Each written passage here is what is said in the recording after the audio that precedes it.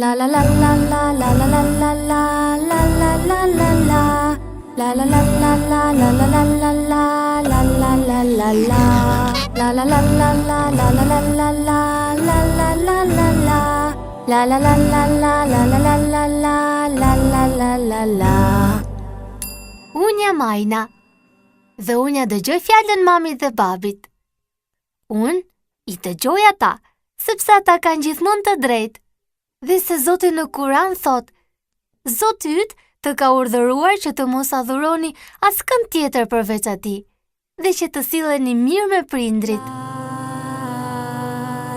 Nëse njëri prej tyre ose të dy arrin pleqërinë, ti mos u thuaj atyre as u dhe mos i kundërshto, por drejtoju atyre me fjalë respekti.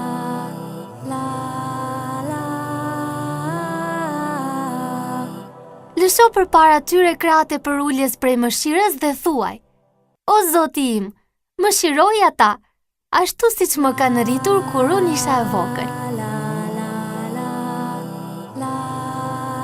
Pra, të gjithë fëmijët duhet t'i dëgjojnë prindrit dhe të mos i lodhin ata, dhe se bindja ndaj tyre është kënaqësi ndaj Zotit.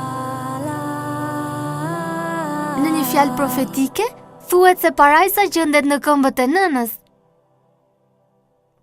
Të kujdesemi për mamin, babin dhe të afërmit, dhe të jemi të mirësjellshëm me çdo, ashtu siç porositi Zoti në Kuran. Njeriun e kemi porositur të jetë i sjellshëm ndaj prindërve të tij.